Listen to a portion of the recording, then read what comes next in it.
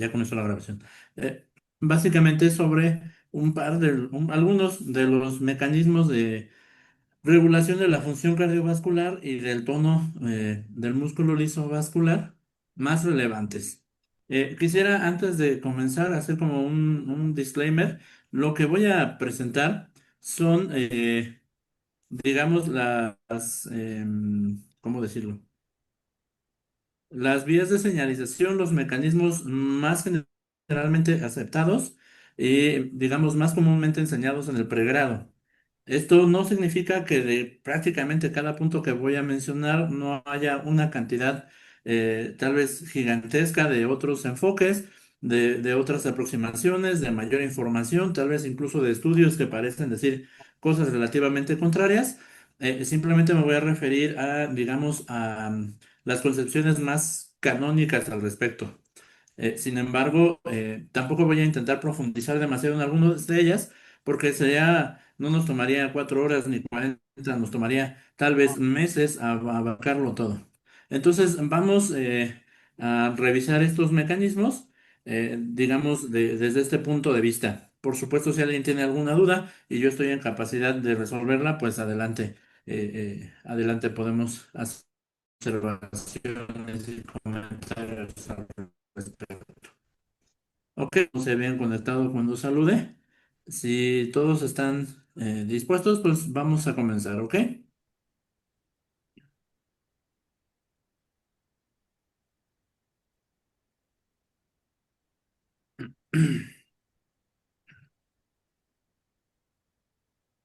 Ok, ok.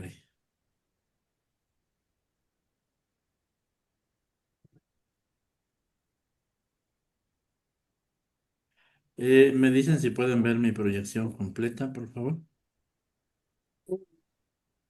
Listo, Arturo, se ve. Sí. Miguel, ¿me puedes hablar un poquito más? Porque creo que tengo como el volumen muy bajito. No sé qué pasa. ¿Ya escuchas? Sí te escucho, pero muy, muy bajito. Mm, Está rara mi computadora. Pero bueno, sí te escucho. ok. Bien, entonces pues vamos a comenzar con esta tercera parte del curso, la última en la que yo voy a estar dirigiendo de manera principal. Y pues como dije, se trata de mecanismos de regulación de la función cardiovascular. Y el primer mecanismo que vamos a revisar es el mecanismo del sistema nervioso autónomo. A grandes rasgos podemos decir que el sistema nervioso se divide en dos grandes partes, que es el sistema nervioso central y el sistema nervioso periférico. Y del sistema nervioso también podemos obtener otra clasificación de donde, sobre todo de mecanismos de control, que sería el mecanismo de control motor y el mecanismo de control autonómico o sistema nervioso autónomo.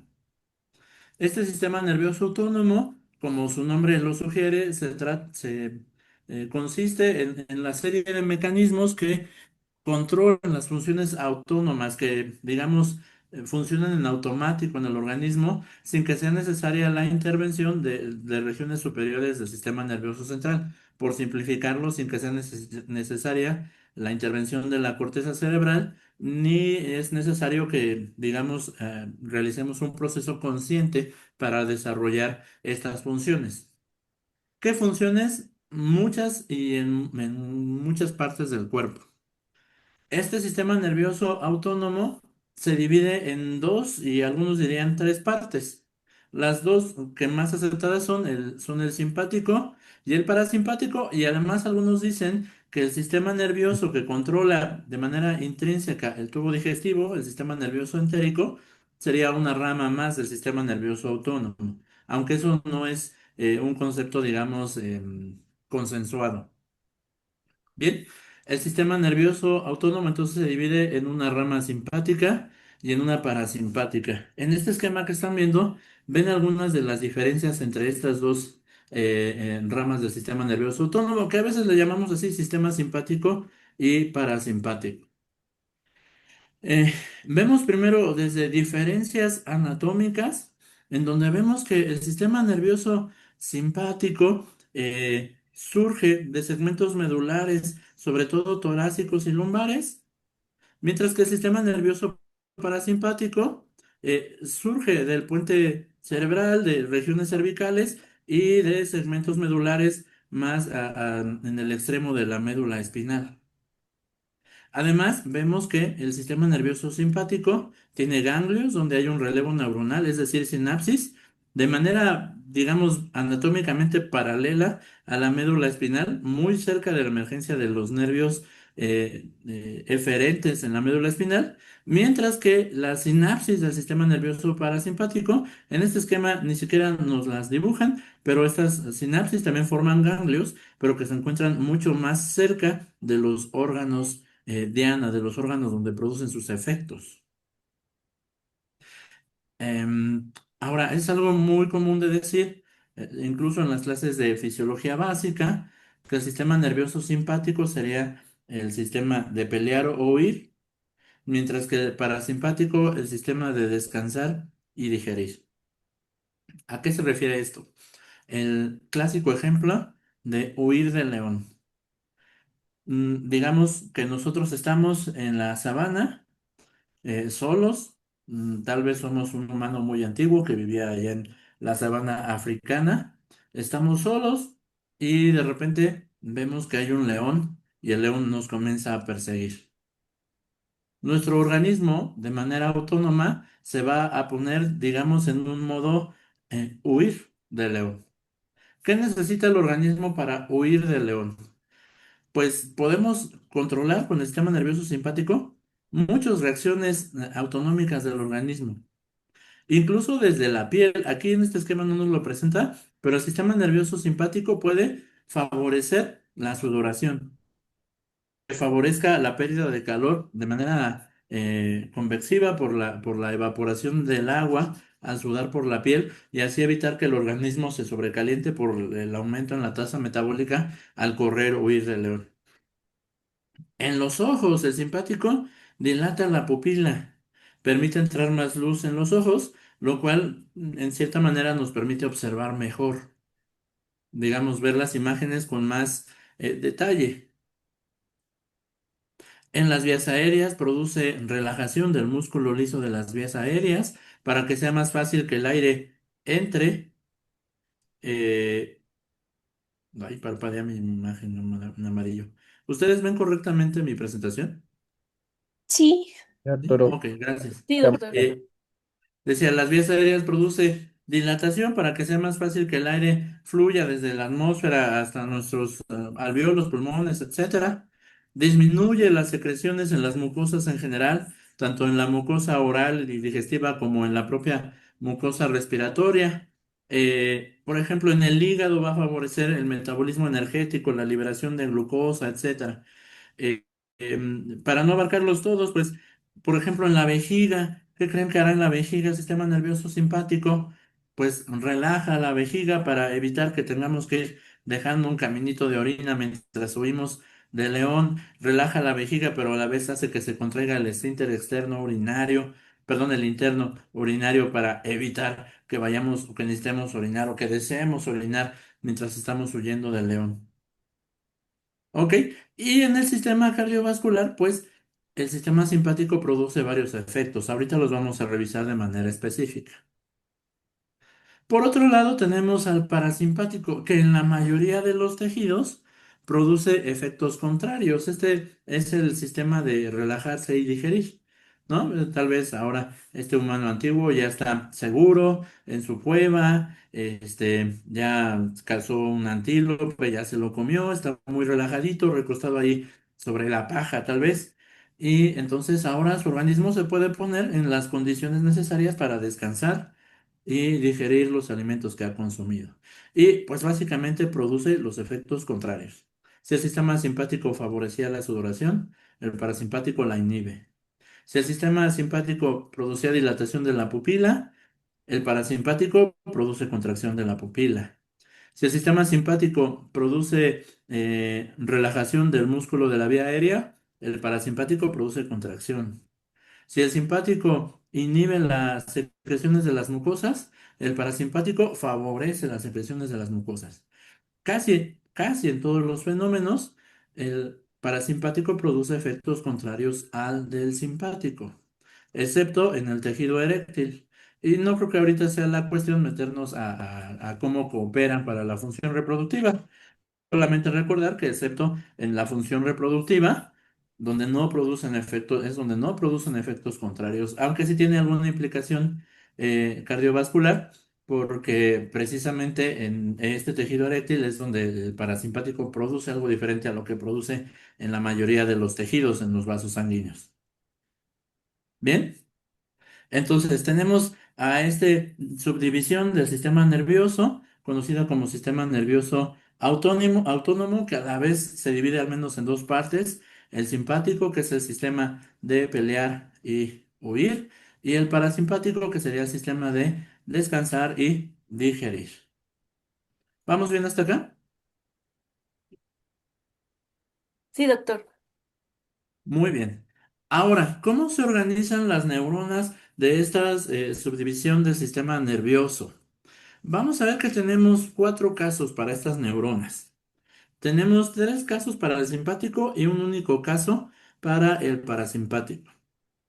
En el simpático, tenemos algún caso que es, digamos, el más común, no algunos, sino más bien el más común, donde el segmento medular donde aparece esta respuesta simpática, sale una neurona primaria eferente preganglionar.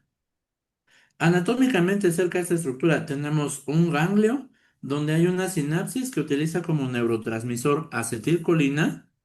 Si ustedes ven en todos los casos el neurotransmisor ganglionar del sistema nervioso simpático y del parasimpático es acetilcolina.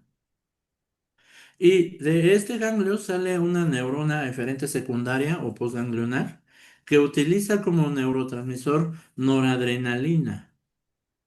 Y este esquema nos pone algunos ejemplos de tejidos que tienen aferencias simpáticas. Puede ser el corazón, el músculo liso de los vasos sanguíneos, pero también el músculo liso del tubo digestivo, el músculo liso de las vías urinarias y otros órganos que tienen músculo liso.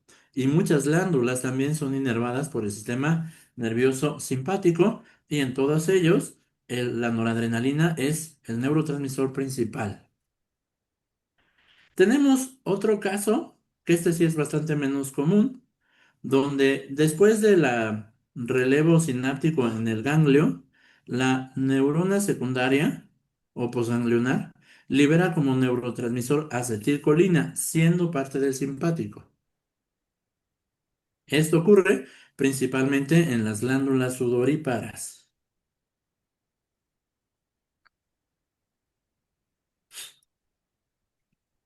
Tenemos un tercer caso, que en algunos textos le llaman sistema simpático suprarrenal. Acá tenemos una neurona primaria que sale de los segmentos medulares, perdónenme, que libera acetilcolina a células de la médula suprarrenal. Acá esto ya no es una sinapsis nerviosa, pero le podemos llamar todavía neurotransmisor a acetilcolina. Estas neuronas se comunican con las células de la médula suprarrenal para inducirla a liberar noradrenalina y tal vez en mayor proporción adrenalina a la sangre. Aquí no hay una neurona secundaria o postganglionar. Estas dos sustancias, noradrenalina y adrenalina, se liberan a la sangre, en cuyo caso entonces están actuando desde este punto de vista como hormonas y no como neurotransmisores. Finalmente tenemos el caso del parasimpático. El parasimpático también tiene una neurona primaria preganglionar. También utiliza acetilcolina como neurotransmisor en el relevo sináptico. Y la neurona secundaria utiliza acetilcolina como neurotransmisor liberado en los órganos efectores. También puede ser el corazón. Entonces observen, como habíamos dicho, actuando en el mismo tejido, en el mismo órgano, pueden producir efectos contrarios. En el corazón, la noradrenalina, por ejemplo, aumenta la frecuencia cardíaca, mientras que la acetilcolina la disminuye. También el músculo liso de las vías digestivas, de las vías urinarias y algunos otros más, tienen inervación parasimpática, donde se utiliza acetilcolina como neurotransmisor. ¿Qué creen? La mayoría de los vasos sanguíneos no tienen inervación parasimpática, solamente tienen inervación simpática. No hay que confundirnos. Los vasos sanguíneos sí tienen receptores para acetilcolina, pero no están destinados a responder a una señal del parasimpático directamente. De hecho, los tienen más bien como en el endotelio, aunque también hay algunos en el músculo liso como tal. ¿Va? Entonces, a diferencia de muchos otros tejidos, la mayoría, no todos, pero la mayoría de los vasos sanguíneos tienen inervación simpática, pero no parasimpática. ¿De acuerdo? Muy bien, entonces, sigamos adelante. Pues aquí la cuestión se empieza a poner ruda, ¿no? Porque ahora, doctora Juárez, si tiene alguna duda, adelante, la escucho. Si pudiera hablarme un poco fuerte porque mi computadora tiene un audio muy bajito. Gracias. ¿Ahí me escucha bien? Le escucho muy bajito, pero sí le escucho. Gracias. ¿A qué se debe que esté la presencia de receptores para acetilcolina, pero no tengan una respuesta para ese neurotransmisor? Em, Primero hay que verlo así. Tienen una respuesta acetilcolina, tienen receptores muscarínicos los vasos sanguíneos, pero no tienen inervación parasimpática. Entonces, la acetilcolina estaría ahí para responder a acetilcolina circulante, aunque tampoco hay grandes mecanismos que hagan circular acetilcolina. Este es, pues digamos que es simplemente la evolución, así hizo, creó los vasos. En realidad, la regulación autonómica, desde este punto de vista del sistema nervioso simpático y parasimpático sobre los vasos sanguíneos, ya lo vamos a ver más adelante, depende más bien solo del tono simpático. O sea, si necesitamos crear vasoconstricción, aumenta el tono simpático, aumenta la frecuencia de descarga de noradrenalina por el simpático hacia los vasos. Y si necesitamos disminuir el tono, disminuye la frecuencia de descarga de noradrenalina. Y así no se utiliza el parasimpático para disminuir el tono vascular. El parasimpático sí inerva el corazón y ahí sí tiene efectos directos sobre el corazón, más no por los vasos sanguíneos. ¿Sí, Muchas doctora? gracias. Sí, en ese sentido sí responderían a sustancias exógenas que fueran afines a esos receptores muscarínicos, ¿cierto? Sí, claro. De hecho, en el modelo de anillos aórticos es tal vez uno de los agonistas de la gente más probados, la acetilcolina. De hecho, ahorita que lo menciona, el modelo de anillos aórticos aislados se puede dividir en dos grandes submodelos. Uno al que le llamamos con endotelio íntegro y otro es sin endotelio. Eh, eh, y esto se suele hacer así para cuando queremos diferenciar si la respuesta del tejido depende solamente de la respuesta muscular o depende de la modulación que el endotelio produce sobre la respuesta muscular. Entonces lo que hacemos es mecánicamente quitarle el endotelio, literalmente tallar el interior del vaso sanguíneo contra decirlo así, una aguja de metal para quitarle el endotelio o no lo hacemos. Y entonces nosotros, incluso para probar si quitamos correctamente el endotelio, le ponemos una cierta dosis de acetilcolina. Si ese vaso sanguíneo responde a la acetilcolina, quiere decir que todavía tiene endotelio, y si no responde a la acetilcolina, significa que ya no tiene endotelio. Luego seguirá a hacer una prueba para ver que el músculo liso está íntegro, que suele ser administrando un agonista de receptores adrenérgicos, como puede ser fenilefrina. ¿Sí, doctora? Gracias. Sí, muchas De gracias. nada. Bien. Entonces, pues antes de entrar al sistema simpático sobre los vasos sanguíneos como tal, pues aquí tenemos una lista de órganos, la respuesta que produce el simpático y la respuesta que produce el parasimpático y los receptores adrenérgicos que tiene cada uno de los tejidos. Vemos, por ejemplo, de los que más nos atañen por ahora, el corazón tiene principalmente receptores beta 1, mientras que los vasos sanguíneos, las arterias y venas tienen receptores alfa y en algunos tejidos tienen receptores beta 2. ¿Va? Pero bueno, Cada tejido tiene sus propios receptores y dependiendo del receptor del tejido que sea, pues produce diferentes efectos en el organismo. Y créanme, esta lista es una lista solo de algunos de los efectos más conocidos, más fácilmente descritos del sistema simpático. Produce muchísimos efectos en muchas regiones del organismo. ¿Ok? Bien. Y acá pues tenemos la lista de receptores del sistema nervioso autónomo. Tenemos los adrenérgicos que se dividen en dos tipos, los alfas y los betas, que a su vez se dividen en subtipos, alfa uno y alfa 2, beta uno, beta 2 y beta 3.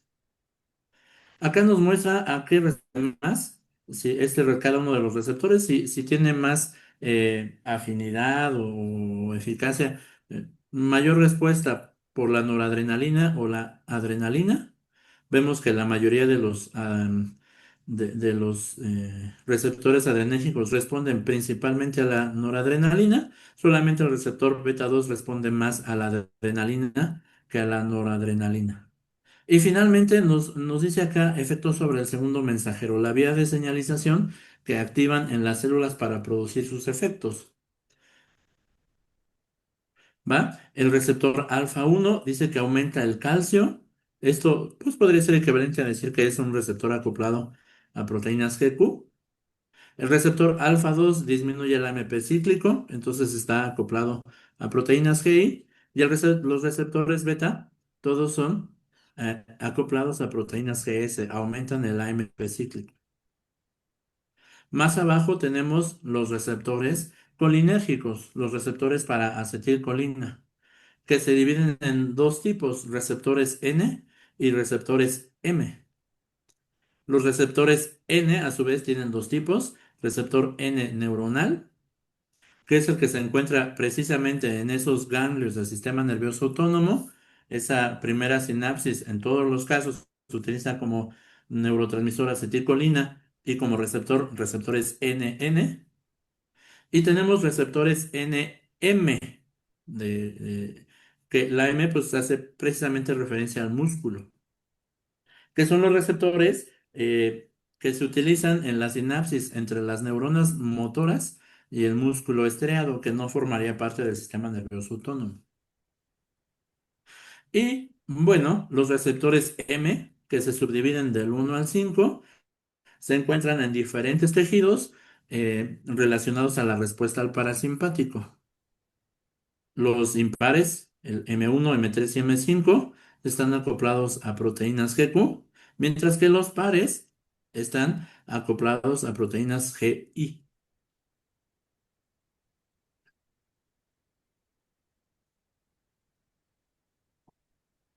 Muy bien, les doy un segundito, porque esto marea a cualquiera, tantos tipos y subtipos, ¿no creen? Bien, continuemos.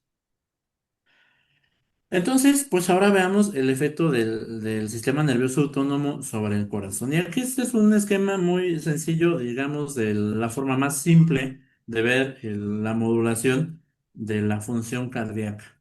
Vemos que el corazón está inervado por neuronas simpáticas. En el esquema nos ponen que está inervando a la aurícula derecha y luego acá nos especifican que inerva el nodo sinoauricular, que es donde habíamos comentado que teníamos las células con automatismo, las que se encargan de producir de manera autónoma, más que automática, autónoma, la frecuencia cardíaca, ¿no? Y entonces aquí nos muestra que la acción de la noradrenalina que el simpático libera ahí, actuando sobre receptores beta uno, aumenta la frecuencia cardíaca. Aunque en realidad muchas otras partes del corazón tienen alguna inervación simpática y produce otros efectos. Ya ahorita vamos a mencionar más específicamente cómo y qué efectos produce el simpático sobre el corazón. Por otro lado, en el lado azul, tenemos a las neuronas eferentes parasimpáticas, que como dijimos liberan acetilcolina. Aquí también nos está poniendo que estas actúan sobre el nodo sinusal, y es así, pero actúan también sobre el nodo sinoauricular, que es la comunicación eléctrica perdóneme, no sobre el sino auricular, sobre el nodo AB aurículo-ventricular, que es la comunicación eléctrica entre las aurículas y los ventrículos. Y esta acción del parasimpático lo que hace es disminuir la frecuencia cardíaca y enlentecer la transmisión del impulso eléctrico a través del corazón. Pero bueno, verlo así tal vez es demasiado simple. Podemos ir un poquito más a profundidad, cómo es que se producen estos efectos. Y en este esquema nos pone que esta respuesta, aunque sale de un segmento medular, es controlada desde el bulbo raquídeo en una agrupación neuronal conocida actualmente como Centro de Control Cardiovascular. Y este es capaz de activar el simpático o el parasimpático. El parasimpático, inervando el nodo sinusal o nodo SA y el nodo AB, va a liberar acetilcolina y este va a actuar sobre receptores, principalmente sobre receptores M2, que van a disminuir la entrada de calcio a las células y aumentar la de potasio. Hace que el potencial de membrana de las células se vuelva más negativo, las células se hiperpolarizan y disminuye la disponibilidad de calcio. Eso disminuye sobre todo la frecuencia cardíaca por el sitio donde está esta inervación. Si lo que se activa es el simpático, entonces la liberación de noradrenalina sobre los receptores beta 1 de estas células va a aumentar la entrada de sodio, hará que la despolarización ocurra más rápido y aumenta también la entrada de calcio, aumentando la velocidad de despolarización y con ello aumentando la frecuencia cardíaca. Sin embargo, el simpático puede actuar incluso en las células del músculo, digamos, miocardio contráctil y produce algunos otros efectos. El corazón, por acción del simpático, no solo late más rápido, a lo que le llamamos efecto cronotrópico positivo, sino que además late más, por así decirlo, fuerte, a lo que le llamamos efecto inotrópico positivo, aumenta la contractilidad del músculo y además hace que el corazón se relaje más rápido, a lo que le llamamos efecto lucitrópico positivo. E incluso se habla de un efecto dromotrópico positivo, aumenta la ritmicidad de la frecuencia. Digamos, el corazón late con un intervalo todavía más estable de lo normal. Acá vemos el esquema del receptor beta 1 en el corazón. Si ustedes ven el dibujito, el receptor beta 1 tiene 7 dominios transmembranales. Es un receptor acoplado a proteínas G. ¿A qué proteína G? Pues a la proteína GS. La activación de este receptor lleva a la activación de la proteína GS, que activará esta enzima que se encuentra en relación a la membrana, la adenilato ciclasa, que transforma el ATP en AMP cíclico. Y este AMP cíclico activa a la proteincinasa A, que como a todas las proteincinasas les gusta fosforilar cosas, y fosforila sobre todo proteínas que tienen que ver con la dinámica del calcio, como los canales de calcio en la membrana. ¿Se acuerdan los canales de calcio tipo L? Los canales de calcio en el retículo sarcoplásmico, tanto el que permite la salida de calcio del retículo, el receptor de ranodina, como los que permiten la entrada de calcio de nuevo al retículo sarcoplásmico durante la diástole, la bomba cerca y otra proteína reguladora que suele tener adherida el fosfolambano. Además, incluso fosforila algunas de las proteínas contráctiles, favoreciendo la actividad contráctil. Entonces, la activación del receptor beta 1 por el simpático hace que entre más sodio, ya habíamos dicho, que entre más calcio, y el aumento en la disponibilidad de calcio aumenta la frecuencia cardíaca y además la contractilidad.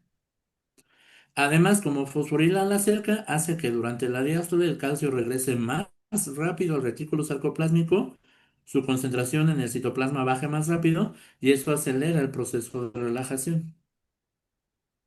De ahí que decimos que la actividad simpática sobre el corazón tiene sus efectos cronotrópico positivo, inotrópico positivo y lucitrópico positivo.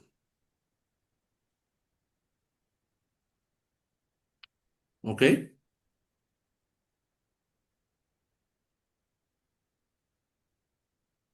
Y bueno, en este esquema lo que vemos es el potencial de membrana de las células del nodo sinusal, las que llevan el ritmo del corazón. En ambos casos ven, tanto a la derecha como a la izquierda, una línea gris que representa, digamos, la función normal del corazón en ausencia de estímulos externos, ¿no? Y lleva una cierta frecuencia. Por ejemplo, aquí nos está mostrando que en 2,4 segundos tendríamos 3 latidos. Tanto en el lado izquierdo como en el lado derecho, si ustedes ven, nos presenta la misma frecuencia en la línea gris, que sería la función normal. Ahora, en el lado izquierdo, donde nos está mostrando la acción del parasimpático, con la línea azul, nos muestra cómo el parasimpático altera el potencial de membrana de estas células marcapaso. Nos está mostrando en realidad dos cosas, que el potencial de membrana, el voltaje, se vuelve ligeramente más negativo. La célula está hiperpolarizada por acción del parasimpático, recuerden, acetilcolina. Y que además la pendiente de esta subida de voltaje hasta alcanzar el umbral es más pequeña que la pendiente normal.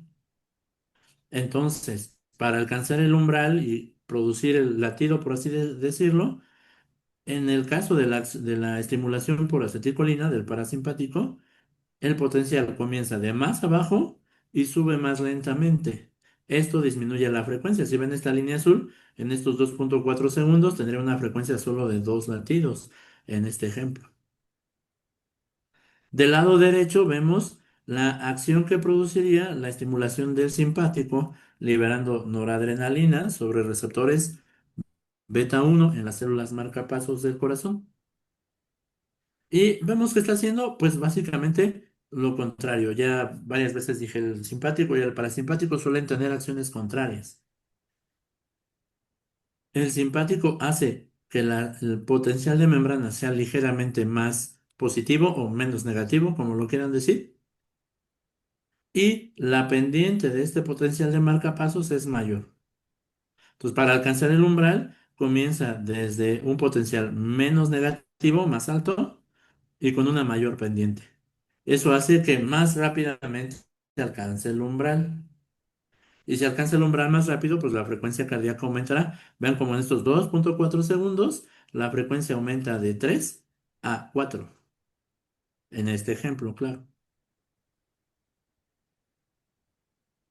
Bien, entonces, pues este esquema nos muestra el efecto al menos sobre la frecuencia cardíaca del parasimpático y el simpático sobre el corazón. Luego, ¿cómo el simpático afecta a los vasos sanguíneos?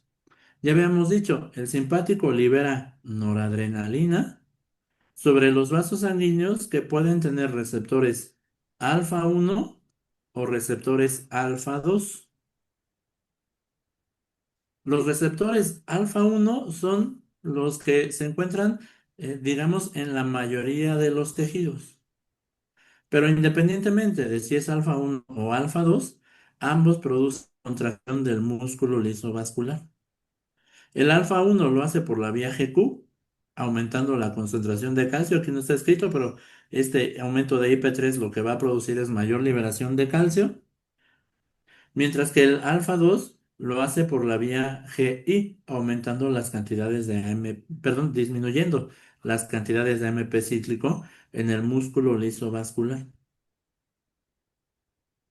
Además, también suele haber receptores alfa 2 en la propia neurona eferente secundaria del simpático, que sirve como un mecanismo de retroalimentación negativa. La presencia de noradrenalina inhibe la liberación de más noradrenalina. Acá que conste dice NE, se refiere a norepinefrina, un nombre que se utiliza mucho en inglés para referirse a esta sustancia. Entonces NA o NE viene a significar lo mismo. Ok, pero entonces en los vasos sanguíneos tenemos en la mayoría principalmente receptores alfa 1. Por ejemplo, el agonista contráctil que mencioné hace un rato Dije que era fenilefrina, es un agonista selectivo para receptores alfa 1. Si nosotros al anillo le agregamos fenilefrina y este responde con un aumento en la tensión, pues quiere decir que efectivamente la fenilefrina está logrando estimular el receptor alfa 1 y este llevará a la contracción. El músculo de nuestro anillo está respondiendo con normalidad. ¿Ok? Ahora, de manera integrada, ¿cómo funciona esto para la regulación de la presión arterial? Déjenme ver si puedo hacerle un poquito de zoom a esto, porque no sé si lo alcanzan a ver completo. Ay, creo que no puedo. No me hace zoom. Pero bueno, les voy describiendo el esquema por si lo ven demasiado pequeño. Tenemos acá, nos está diciendo acá en la parte de hasta arriba, que es, digamos, un ejemplo de esta manera en que el sistema nervioso autónomo regula la presión arterial. Nos muestra un aumento en la presión arterial y cómo responde el organismo, el sistema nervioso autónomo sobre todo. Bien, dice que el aumento en la presión arterial, primero que nada, es medido, sensado.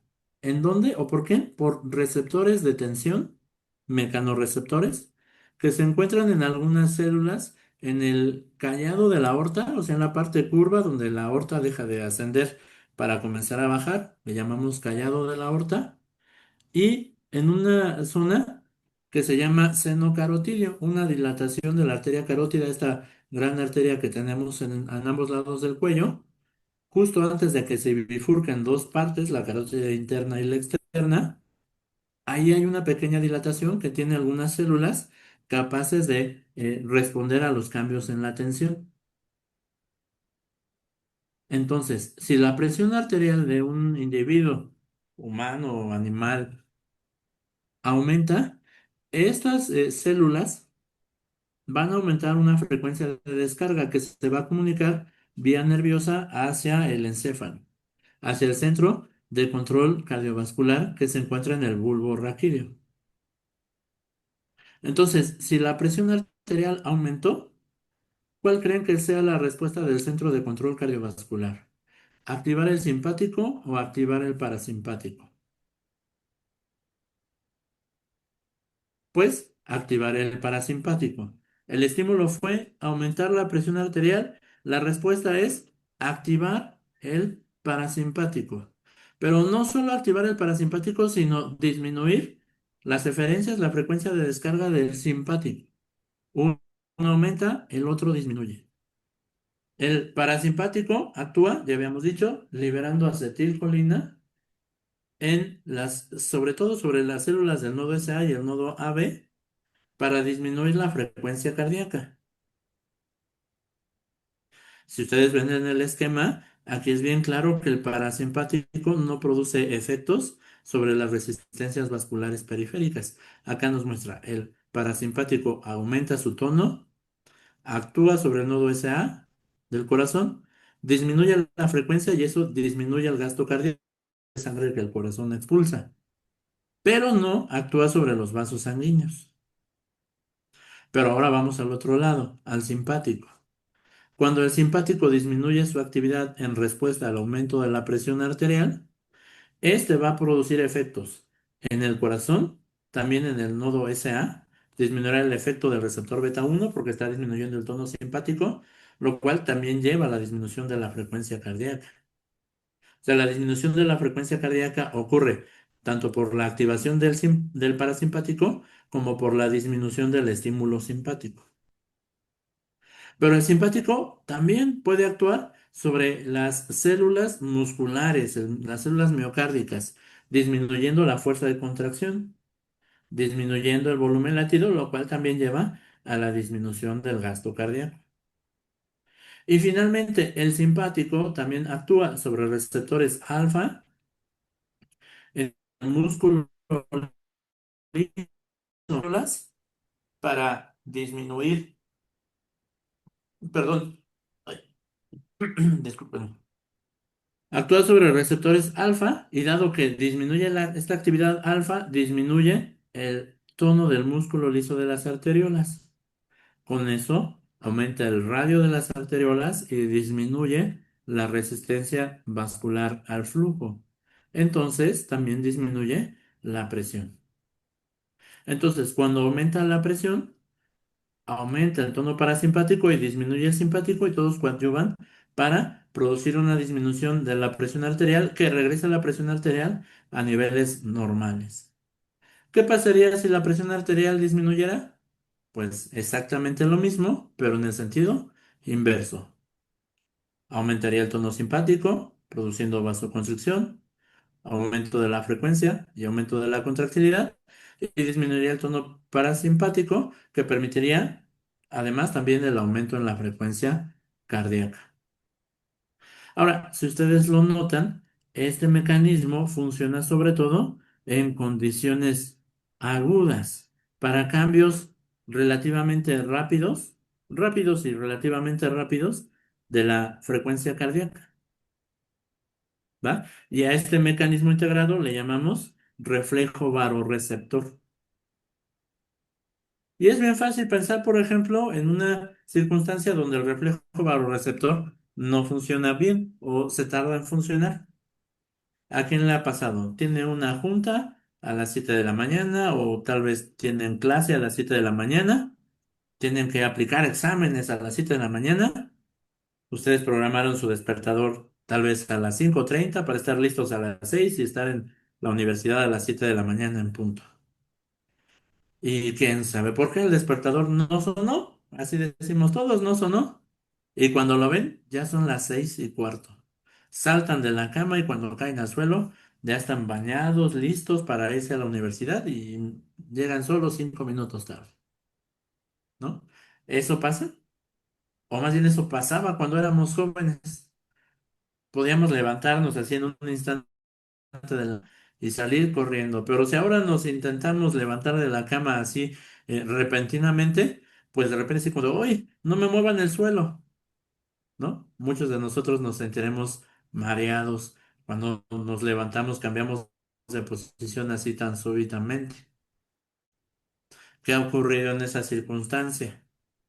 Ha ocurrido que como nuestro sistema simpático y parasimpático ya no son tan eficientes, tal vez como por nuestros factores de riesgo, nuestros vasos sanguíneos ya son más rígidos, etcétera, tarda más en activarse el reflejo barorreceptor.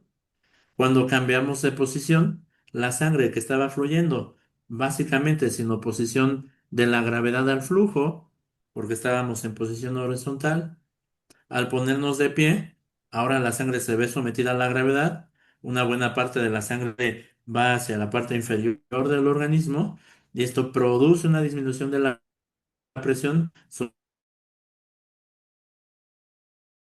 la cabeza, que debería casi instantáneamente ser compensada por el reflejo varorreceptor. Pero con la edad, o en algunas condiciones patológicas, o a consecuencia de consumir algunos ciertos fármacos, el reflejo varorreceptor tarda más en actuar. Y entonces la disminución en la presión en la cabeza, en el encéfalo, nos hace sentir mareados, ¿no? Y si fallara aún más, en realidad es un mecanismo como defensa de seguridad. El cerebro requiere porte de sangre continuo y estable. Y entonces, en cierta forma, desarrolló este mecanismo. Si al ponerte de pie disminuye la presión en la cabeza, pues como el cerebro tiene prioridad, lo que hace el organismo es producirnos inconsciencia para que caigamos al suelo y volvamos a estar horizontales y podamos perfundir el cerebro, ¿va? Entonces, todo esto solo fue para que quedara bien claro. Este reflejo barorreceptor funciona principalmente para cambios rápidos y relativamente rápidos en la presión. También ese sería el que se activaría cuando una persona tiene una deshidratación aguda, cuando una persona tiene una presión muy baja porque está teniendo una hemorragia, etcétera. Para cambios rápidos y relativamente rápidos de la presión arterial. Denme un segundito para conectar correctamente a mi laptop porque no está cargando y se me va a apagar. Denme un segundito.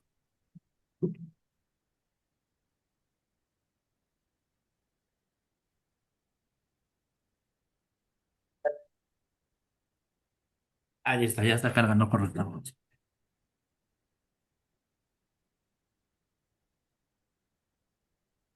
Este esquema que ahora les presento, el de su lado izquierdo, en realidad es el mismo esquema que el anterior, solo que esta vez, digamos, presentado de una manera un poquito más anatómica. Si ustedes ven, nos muestra eh, las zonas donde tenemos los receptores de tensión, que les llamamos vasoreceptores, que es en el seno carotídeo y en el callado de la aorta, neuronas sensitivas que van hacia el centro de control cardiovascular, en el bulbo raquídeo, y luego neuronas que llevan, que más bien nos las pusieron como flechitas, que llevan una respuesta simpática al corazón y a los vasos sanguíneos, y parasimpática exclusivamente al corazón. El esquema de la derecha es lo que les comentaba. Y entonces, ¿cómo controla el sistema nervioso autónomo el tono de los vasos sanguíneos? Pues lo hace modulando la frecuencia de descarga simpática. Si necesitamos contraer los vasos sanguíneos, aumenta la frecuencia de descarga del simpático. Si necesitamos que se relajen los vasos sanguíneos, disminuye la frecuencia de descarga del simpático.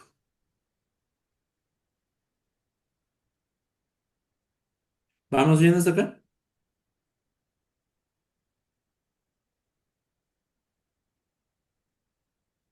Tomaré el silencio como un sí o como que ya se durmieron.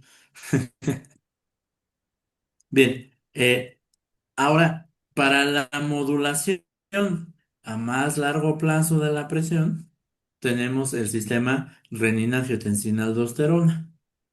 Pero este también es un poquito complejo y entonces les propongo que tomemos un break, unos 10 minutos, y regresamos para hablar sobre el sistema renina-angiotensina-aldosterona. ¿Les parece bien? Sí, doctor, gracias. Sí, Muchas gracias. Entonces regresamos a eso de las 12:05, ¿va? Ahora del sistema renina-angiotensina-aldosterona. Dijimos que la regulación del sistema nervioso simpático es más bien aguda y la regulación a largo plazo se realiza principalmente por el sistema renina-angiotensina-aldosterona. Por ejemplo, la mayoría de las personas hipertensas, al menos en México, tienen en su sangre altas cantidades de algunos de los componentes del sistema renina-angiotensina-aldosterona. Eh, lo que hace pensar que este sistema participa de manera activa en la generación de hipertensión. No hay que confundirnos. El sistema renina-angiotensina no es malvado, porque de repente como que comenzamos a pensar en él como si fuera algo malévolo, malvado. Y la naturaleza, evolución, Dios, como ustedes lo llamen, no crearía, pienso yo, un mecanismo. Un mecanismo no evolucionaría con un fin biológico malvado, ¿no? Sino que debe estar ahí para algo. Y así como el sistema nervioso simpático está ahí para responder a cambios agudos en la presión, entre otras muchas cosas, para responder a la deshidratación o para responder a una hemorragia, etcétera. El sistema renina-angiotensina-aldosterona responde a otras circunstancias que producen modificaciones de los factores que llevan al cambio en la presión arterial de manera más prolongada. Por ejemplo, muy probablemente tenga que ver con los periodos de sequía. Tal vez está diseñado para favorecer el mantenimiento de la presión cuando, digamos, tenemos menos agua en el organismo, etcétera. Entonces no hay que pensar en él como un ente malvado, simplemente que pues las desregulaciones de él pues sí pueden llevar a estados patológicos. Así que describamos el sistema renina-angiotensina-aldosterona. Este esquema que les estoy mostrando, pues sobre todo a quienes están altamente formados en este sistema, pues les parecerá casi un dibujito de primaria, ¿no? Muy, muy simplificado, pero creo que es útil para abordar el mecanismo. Comienza con una proteína, el angiotensinógeno. Esta proteína es producida en el hígado y liberada de manera constitutiva a la sangre. Eso quiere decir que el hígado siempre está produciendo angiotensinógeno y siempre está liberando angiotensinógeno a la sangre. Siempre tenemos angiotensinógeno en la sangre, ¿va? Es una proteína de gran tamaño que circula en la sangre. Cuando circula por la sangre, a veces es objeto de la acción de esta enzima renina, que es liberada por el riñón. Por eso solemos pensar en el riñón como uno de los órganos que participan en la regulación a largo plazo de la presión. Y sí, una persona con enfermedad renal crónica suele ser hipertensa. No les tengo el dato de qué porcentaje, pero un porcentaje muy alto de quienes tienen enfermedad renal crónica son hipertensos. Ya en un momento veremos que en realidad la liberación de renina es principalmente el componente regulable de este sistema renina-angiotensina-aldosterona. Pero bueno, cuando el angiotensinógeno es víctima de la acción de la renina produce a partir del angiotensinógeno muchos fragmentos de un péptido de 10 aminoácidos, de una secuencia específica de 10 aminoácidos conocida como angiotensina 1. A veces también le podríamos llamar angiotensina 1,10 precisamente porque va del aminoácido 1 hasta el aminoácido 10. Esta angiotensina, entonces, si la renina fue liberada a la sangre y el angiotensinógeno está en la sangre, ¿dónde está la angiotensina 1? En la sangre. Y ahora la angiotensina 1 funcionará como sustrato para otra enzima, la ECA, enzima convertidora de angiotensina. Esta enzima la produce el endotelio vascular. Dado que, como proporcionalmente tenemos más endotelio vascular en los pulmones, en algunos textos se le atribuye esta acción de la ECA a los pulmones, pero en realidad ocurre en básicamente todo el endotelio vascular, en todo el organismo. La ECA transforma la angiotensina 1 en angiotensina 2 al quitarle los dos últimos aminoácidos de la cadena. La transforma de angiotensina 1,10, le quita el aminoácido 9 y 10 para entonces quedar como angiotensina 1,8 u angiotensina 2, es un nombre más común, angiotensina 2, que es canónicamente explicado como el principal efector del sistema renina-angiotensina-aldosterona.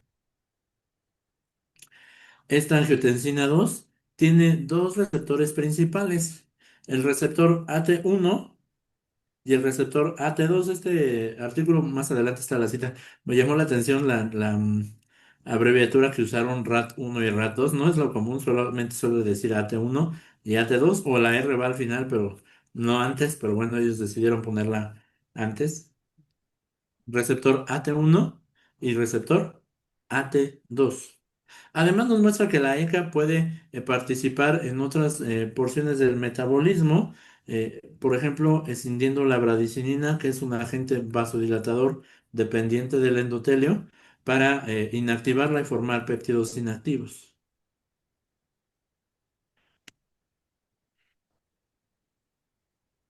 Ahora, entonces, dijimos, el componente regulable del sistema es la liberación de renina. Y este pequeño segmento de otro esquema nos muestra cómo es que se regula la liberación de renina. Primero, ¿de dónde específicamente viene la renina? De las células granulares de la arteriola aferente en el riñón. Eh, Perdón que no les puse una imagen, hasta este momento pensé que hubiera sido útil. El riñón tiene múltiples nefronas, que se suele decir es la unidad anatomofuncional del riñón. Y es una estructura compleja que comienza en un glomérulo al cual llega una arteriola, conocida así como arteriola aferente. En el glomérulo es donde ocurre la filtración, que produce un ultrafiltrado que después es modificado en su composición para formar la orina. Entonces, estas células granulares que están en la arteriola o rodean la arteriola, perdón, rodean una parte de la arteriola, son las encargadas de producir renina. ¿Y qué estímulos hacen que estas células liberen renina? Vean que hay tres, aquí vemos tres flechas, tres estímulos. Uno es, ¿ya vieron? El aumento de la actividad simpática. Sí, de hecho, estas células tienen receptores beta 1 adrenérgicos y la activación del simpático induce la liberación de renina. Luego, la disminución de la tensión arterial. Estas células y o las células musculares de la propia arteriola pueden o contienen mecanorreceptores que responden a la disminución de la tensión en las paredes de la arteriola. Y tres, señales parácrinas, específicamente la señal que producen unas células que forman parte del sistema de los túbulos de la nefrona que conducen y modifican el filtrado de la sangre para formar la orina. Hay una cierta región que tiene receptores para sodio y cloro. Entonces, cuando disminuye la presión arterial, disminuye la filtración en los glomérulos, es esto que dice IFG, y al disminuir la filtración en los glomérulos, pasarán por esas células menos sodio y cloro. Y entonces estas células producirán una señal parácrina que induzca a las células de la arteriola aferente a liberar renina. Entonces, recapitulando, ¿cuáles son los tres estímulos que llevan a la liberación de renina?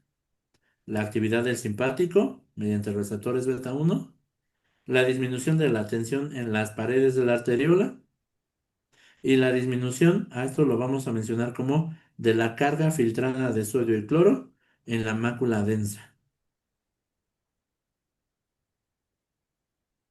Bien, entonces la renina es el componente regulable del sistema. Si ustedes ven, no hablé ni voy a hablar, aunque tal vez sí existan algunas formas de alguna modulación de la ECA o de la producción de angiotensinógeno. A grandes rasgos, y tal vez un tanto simplificados, la renina es el componente modulable del sistema. Y el riñón es el que modula la presión a largo plazo. Ahora, ¿qué efectos tiene el riñón, perdón, la angiotensina 2 sobre la presión arterial? Cuando se libera angiotensina 2 a la sangre, ¿qué ocurre? Va a tener múltiples efectos en muchos tejidos que tienen sobre todo el receptor AT1. Por ejemplo, en las arteriolas, en los vasos sanguíneos, porque aunque aquí dice arteriolas, en realidad incluso la aorta tiene receptores AT1. ¿No? Incluso es también algo relativamente común hacer curvas dosis y respuesta angiotensina en la aorta.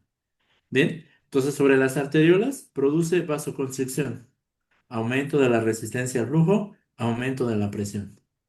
Sobre el centro de control cardiovascular del que hablábamos hace un momento, va a producir aumento de la respuesta cardiovascular. Quiere decir que favorece la activación del simpático. Vean como que hay un eje de retroalimentación. El simpático produce la liberación de renina, la formación de angiotensina 2 y la angiotensina 2 favorece la activación del simpático. Ya por ahí podrán ir pensando entonces por qué es tan fácil que este sistema pierda la regulación y nos cause hipertensión. ¿No? En el hipotálamo va a favorecer la secreción de vasopresina, que también es un agente, un potente agente vasoconstrictor, pero que fisiológicamente se le conoce más por su papel en la regulación de la excreción de agua con la orina. De ahí su nombre antidiurética. Evita la diuresis, evita orinar, disminuye el volumen de agua en la orina. Y además va a activar el mecanismo de la sed. Nos va a hacer consumir agua para aumentar el volumen de agua en la sangre. Sobre la corteza suprarrenal va a inducir la liberación de aldosterona, que a su vez va a ir al riñón y en la nefrona va a favorecer la reabsorción de sodio. Sodio que estaba en ese ultrafiltrado regresa a la sangre y por efecto osmótico regresa el agua a la sangre también. Aumenta el volumen sanguíneo. ¿Va? Y actuando directamente la angiotensina 2 sobre algunas células de la nefrona en una porción específica que se conoce como túbulo contorneado proximal, también aumenta la reabsorción de sodio. Y entonces aumenta la angiotensina 2 la presión por efecto directo sobre el músculo liso vascular, por activación del simpático y por su efecto sobre el volumen sanguíneo, aumentando el volumen sanguíneo de maneras directas e indirectas. Por supuesto, estos efectos que estoy mostrándoles aquí son los que tienen que ver directamente con la modulación de la presión arterial y el tono vascular, mas definitivamente no son los únicos efectos de la angiotensina 2.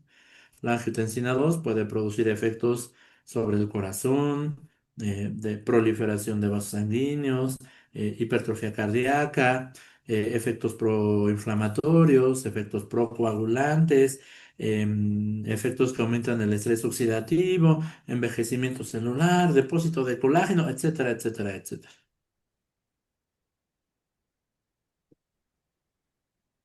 Bien, y como dije, pues el esquema que les había mostrado a algunos les podría parecer demasiado simple, pues acá tenemos un esquema más complejo, eh, publicado, de hecho está en la misma publicación de donde salió el esquema anterior, aquí está la referencia, ay, perdónenme, donde nos muestra pues que este sistema se va volviendo más complejo, ¿no?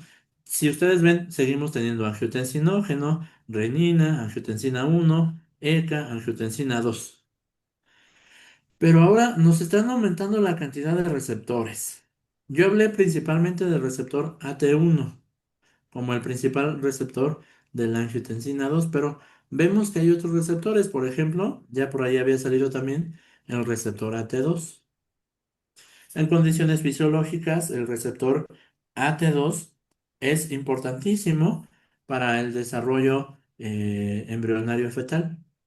De hecho, por ejemplo, algunos modelos de lesión de los genes para producir el receptor AT2 son incompatibles con la vida, ¿no? O sea, el feto no se desarrolla adecuadamente, el embrión, y termina muriendo, ¿va? Entonces, este receptor AT2 es importantísimo para el desarrollo de los vasos sanguíneos, sobre todo durante el desarrollo embrionario fetal.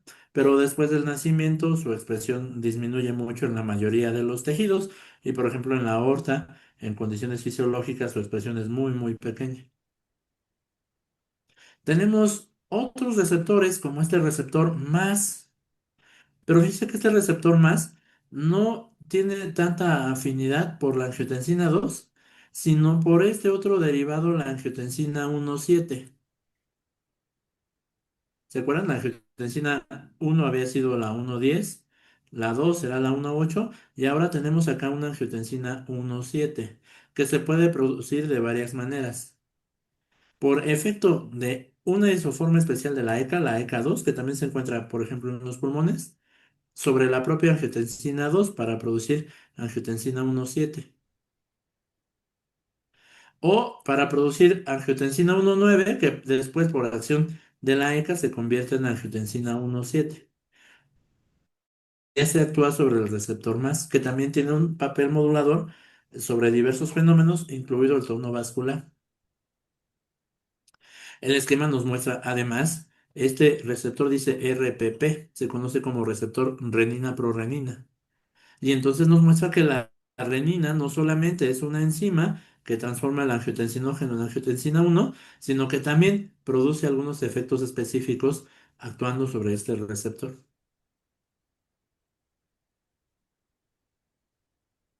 Y bueno, nos muestra incluso las vías de degradación de la angiotensina 2, que luego producirán angiotensina 3 por actuando en diversas proteasas, que también tiene cierta afinidad sobre el receptor 1 y 2, AT1 y AT2, para luego formar angiotensina 4, que tiene su propio receptor, receptor AT4, que este receptor AT4 y algunos más componentes tienen efectos diversos sobre otros tejidos. ¿Qué les parece? ¿Está fácil o vamos a uno más complejo? No, no, no, quedémonos con este, si les parece bien. Lo que sí necesitamos ver es las vías de señalización que desencadena la activación del receptor AT1.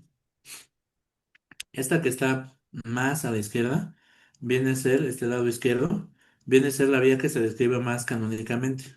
El receptor AT1 también es un receptor de 7 dominios transmembranales acoplado a proteínas G, específicamente a proteínas GQ, que como ya he mencionado varias veces y seguramente muchos de ustedes ya saben, implica el aumento en las concentraciones séricas de calcio. La proteína G activa a la fosfolipasa C, que va a producir diacilglicerol e inositol trifosfato, y el inositol trifosfato va a ser una señal para la liberación de calcio. Y el aumento del calcio pues podrá aumentar la del músculo liso, como ya hemos visto la importancia del calcio para ese mecanismo, lo hablamos ayer.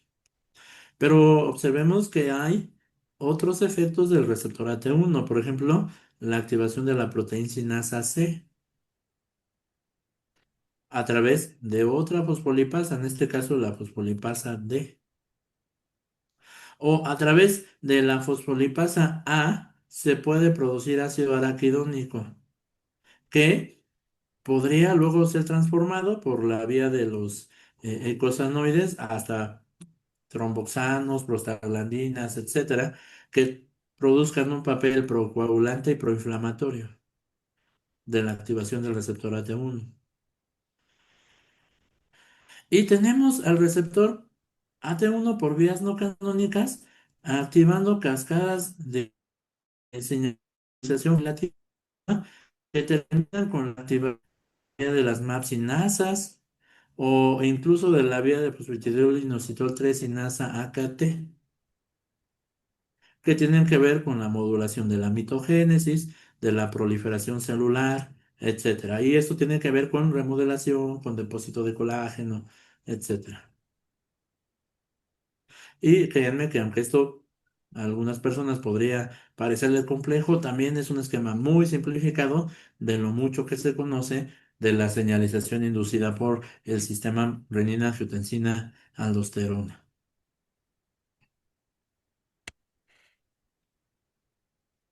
Bien, ¿dudas con el sistema renina-angiotensina-aldosterona?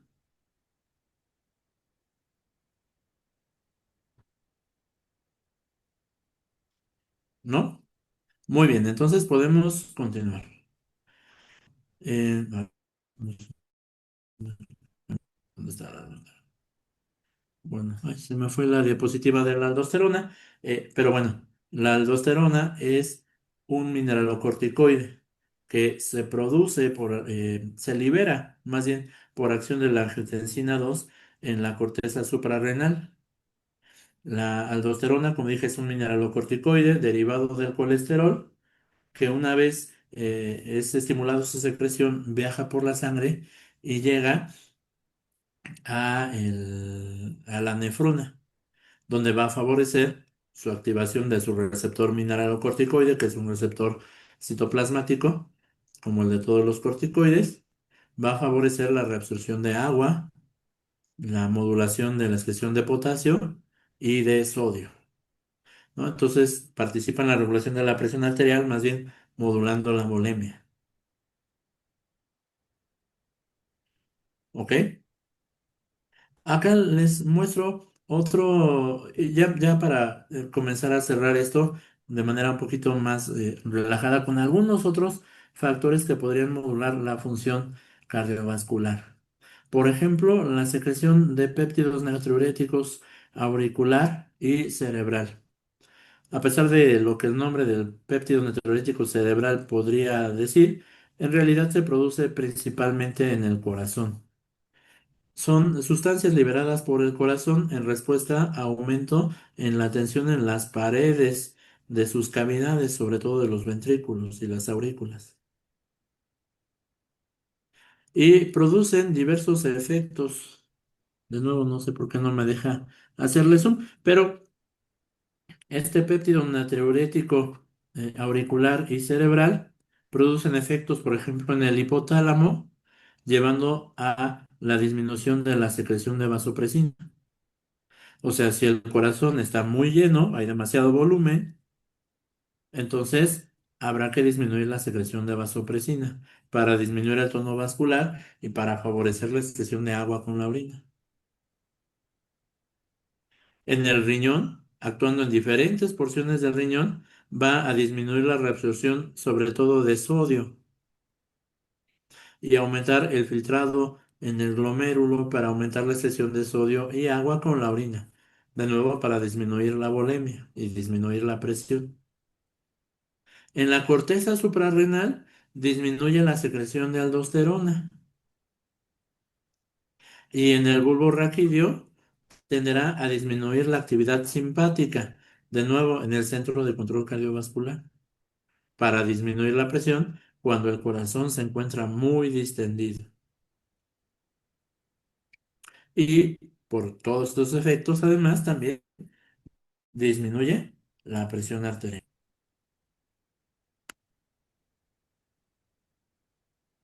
Tenemos este otro ejemplo, la vasopresina, que es liberada a la sangre por tres estímulos. No se preocupen, esta presentación también la tendrán disponible en Classroom para que puedan hacerle zoom y ver los detallitos de la imagen. Yo sé que ahorita tal vez no la alcanzan a ver, pero no logro hacerle zoom. Pero es una hormona que se produce en el hipotálamo y se almacena en la región posterior de la hipófisis. Esta hormona se libera de aquí por varios estímulos. Uno de ellos podría ser el cambio en la osmolaridad, el aumento en la osmolaridad, es decir, el aumento de la concentración de solutos en la sangre. Podría inducir la liberación de hormona antidiurética. Pero también receptores de tensión, receptores mecanorreceptores en las aurículas, podría inducir la liberación de hormona antidiurética o vasopresina. Son sinónimos, vasopresina, hormona antidiurética. También lo podrían escuchar como arginina vasopresina y todo se refiere a lo mismo, ¿no? O la disminución de la presión arterial también puede llevar a la secreción de vasopresina. Y la vasopresina, que es una hormona peptídica, ya lo dije, producida en el endotelio, perdón, en el hipotálamo y liberada desde la región posterior de la hipófisis, produce dos efectos. Primero, un potente efecto vasoconstrictor y luego un efecto que eh, disminuye la secreción de agua por la orina. De hecho, de ahí su nombre, hormona antidiurética, ¿no? Disminuye la orina. Favorece la preservación de agua para mantener la volemia. Entonces, esta sustancia, al mantener la volemia, por ejemplo, puede diluir la sangre, los solutos que estaban muy concentrados, y regresar la osmolaridad a lo normal, o aumentar la presión para que esa disminución en la tensión de las aurículas termine y así se deje de secretar hormona antidiurética, etcétera. El receptor que tiene en la nefrona, en el riñón, es un receptor B2. En los vasos sanguíneos tiene un receptor B1, esta V1, V de vaca 1, como lo quieran decir.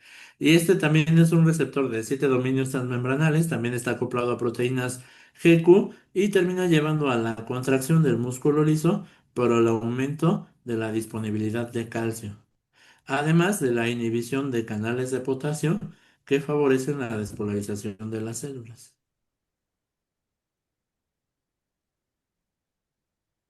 Bien, y bueno. Podríamos seguir esta tabla que les muestro aquí ya a modo de conclusión.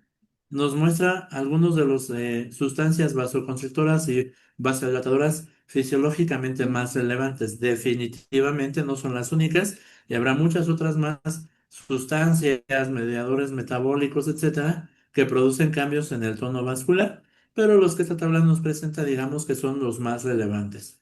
Como agentes vasoconstrictores tendríamos a la noradrenalina, principal neurotransmisor de las neuronas simpáticas, a la serotonina, de la que no hablamos específicamente, pero que es un agente vasoconstrictor que se libera sobre todo en cuestiones como inflamación y procesos así. También tiene importante acto digestivo. La endotelina, que dijimos es el principal agente vasoconstrictor derivado del endotelio, la vasopresina o hormona antidiurética que sí mencionamos, la angiotensina 2 que sí mencionamos, y luego entre los agentes vasodilatadores tenemos a la adrenalina. Recordar, la noradrenalina es neurotransmisor del simpático, adrenalina es hormona secretada por la suprarrenal. La adrenalina actuaría sobre todo en receptores beta 2 y en los lechos vasculares que tengan receptores beta 2 producirá vasodilatación y aumento del flujo sanguíneo. La acetilcolina, que dijimos solo en algunos tejidos tiene receptores colinérgicos para producir vasodilatación, básicamente en el tejido eréctil del pene, en donde produce vasodilatación para llevar a la erección. El óxido nítrico, que sería el principal agente vasodilatador liberado por el endotelio y en general el principal, el con mayúsculas, el principal agente vasodilatador. Incluso la acetilcolina produce vasodilatación, induciendo la liberación de óxido nítrico, en realidad lo mismo que la bradicinina. ¿Va? Y algunos otros compuestos más, la adenosina, que se produce en células hipóxicas por el consumo de ATP, la disminución del oxígeno, el aumento del CO2, cambios en el pH, en las cantidades de potasio. La histamina, que se libera por algunas células inmunológicas y participa en procesos inflamatorios de hipersensibilidad de tipo 1, etcétera.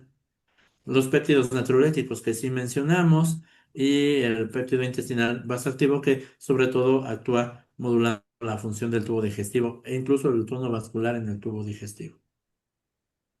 Como dije desde un principio, esta lista de agentes vasoconstrictores y vasodilatadores no es exhaustiva, podría tener muchos matices, muchas cosas que se podrían discutir o que información más profunda nos podría decir cosas contrarias, etcétera, pero digamos que es lo más canónico y al menos lo que se enseña en el pregrado.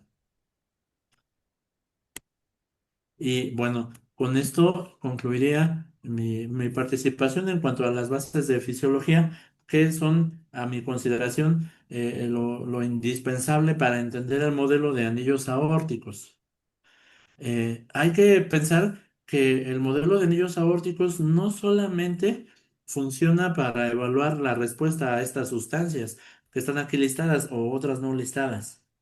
El modelo de anillos aórticos funciona si podemos tomar un anillo aislado, ponerlo en el modelo y ponerle noradrenalina y vamos a ver que se contrae. Sí. O podemos ponerle acetilcolina y vemos que se relaja. Sí. Pero también nos podría servir para, por ejemplo, probar el efecto que pueda tener una sustancia nueva, ¿no? Que nosotros diseñamos y sintetizamos o que extrajimos de una fuente natural y queremos saber si podría servirnos, por ejemplo, para tratar la hipertensión. Pues sí le podemos poner ahí al tubo perdón, al vaso de órgano aislado la sustancia, si obviamente tiene las características físico-químicas adecuadas para ver si hay una respuesta contráctil o relajante. Claro que sí, también. Además, podríamos evaluar, también sirve para evaluar el efecto que podría tener, por ejemplo, una intervención genética, ¿no? La de lesión de alguno de los múltiples componentes de señalización que mencionamos, receptores, eh, proteínas G, proteinsinasas, etcétera. ¿Va? El aumento en la expresión, la disminución en la expresión, ¿qué efecto tiene? E incluso se puede usar para evaluar el cambio en la respuesta contráctil de algunos de estos por una intervención incluso quirúrgica. En mi laboratorio, de hecho,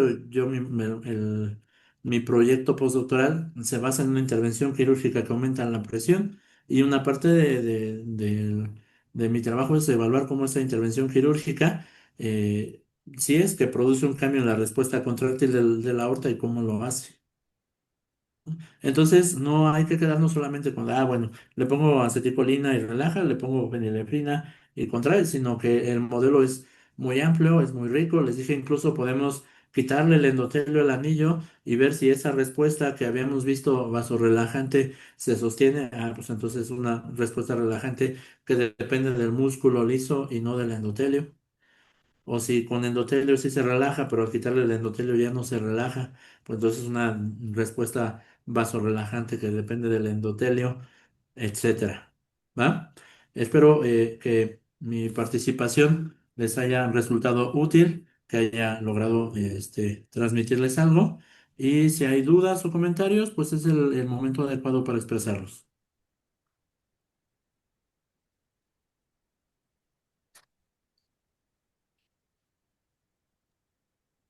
De mi parte, bien, profesor, gracias.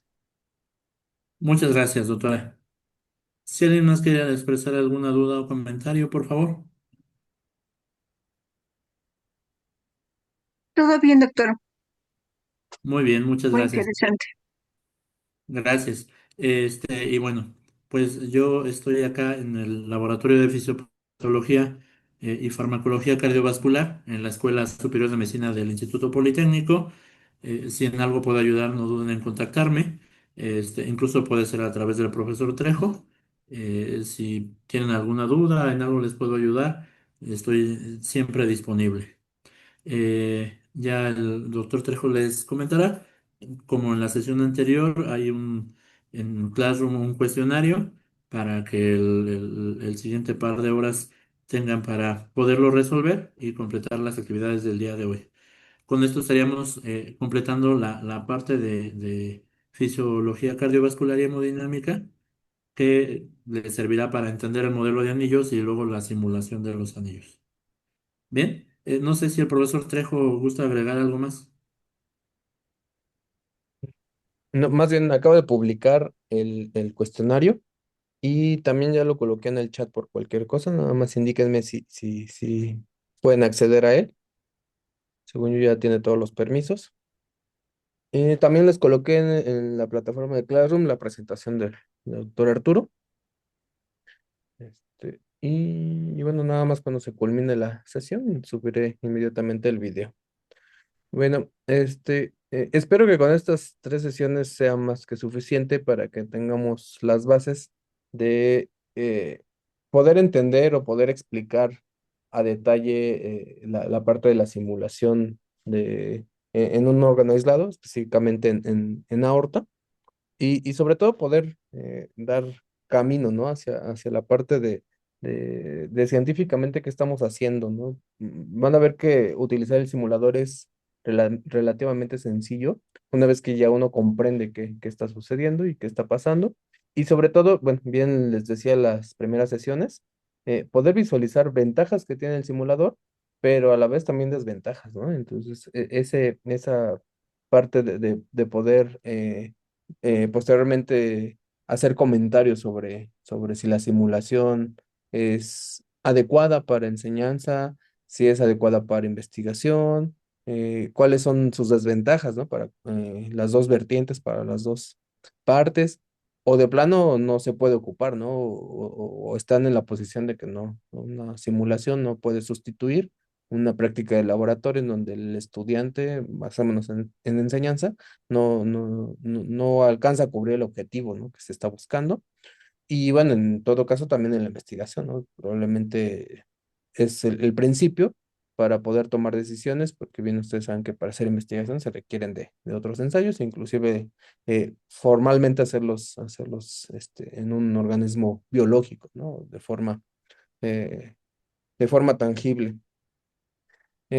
Bueno, ya nada más para adicionar y ya culminar con esta sesión. El día de mañana vamos a empezar con la instalación del software. Les voy a presentar el software. Y bueno, sé que muchos de ustedes se conectan a través del celular. Espero que el día de mañana puedan conectarse a través de un dispositivo, una computadora. Bueno, ahí pusimos las especificaciones. Yo creo que la pregunta más grande es si es con sistema operativo iOS o Windows. Afortunadamente funciona en ambos, entonces eso es una gran ventaja, no hay problema. Y yo creo que, bueno, actualmente ya todos disponemos de una computadora, al menos con un procesador y que soporta, ¿no? La verdad es que el software tiene una super ventaja que es muy liviano, es muy fácil de ejecutar hablando computacionalmente. Entonces, lo único que sí se requiere es que lo tengan o estén conectados dentro de una computadora para que puedan hacer la instalación. De todas maneras, como habrán visto en el Classroom, ya se colocó el tutorial de cómo instalarlo. Igual y sería factible, ¿no? Que quien pudiera realizarlo, pues adelante, ¿no? Con todo gusto. Aunque bueno, la sesión del día de mañana de eso conlleva que les presente el software y que todos lo tengamos en sus computadoras, ¿no? Y lo puedan utilizar y puedan reproducir posteriormente el experimento que vamos a realizar. Bueno, no sé si alguien más quiera adicionar algo, si tengan alguna duda, alguna pregunta. Gracias por sus comentarios en el chat. ¿El foro hasta qué hora va a estar activo? Disculpa. El El cuestionario, del, ajá, el de hoy. el de hoy hasta el día de mañana. Igual y Ah, dejo ok. abierto los cuestionarios, más bien, bueno, siempre que me uno yo a un curso que no imparto, a mí me gusta que dejen el material libre, ¿no? Cada uno aprende a sus tiempos. Sé que ahorita hay otras cosas, aunque estamos en intersemestre, hay otras cosas por hacer. Entonces, igual y los dejamos libres para el fin de semana, ya que tengan un espacio, se puedan dar un par de horas y sin problema, ¿no? No, créanme que al menos no nos vamos a poner exigentes en eso, ¿no? Más bien es que ustedes vayan creando esa retroalimentación y que si tienen dudas, conforme van resolviendo los cuestionarios o van viendo el material, pues nos cuestionen y entre todos podamos resolverlas. Otra cosa, el software, ese hay que descargarlo de una vez o mañana se va a ir descargando como... Mañana vamos a ir haciéndolo paso por paso y les voy explicando todas las partes. Si gustan irlo descargando, está el video tutorial, pero si no, el día de mañana. Y bueno, he de abrir el comentario de una vez, que el día de mañana, aunque va a ser un poquito tedioso, porque yo sé que instalar un software conlleva varios pasos adicionales fuera del curso, pero bueno, me voy a dar a la tarea. Voy a seguir como está planeada la sesión, de dar un tutorial general, e irles enseñando las partes, y yo les pediría paciencia, ¿no? Y si en el momento de las 2 horas que tenemos planeados no logran ustedes instalar, bueno, saben que están las otras 2 horas y nos podemos quedar todo el tiempo que sea necesario para que se pueda realizar esta instalación formal. Por si desean, ¿no? Que desean quedarse después de la sesión del día de mañana. Bueno, no sé si tengan alguna duda, algún comentario.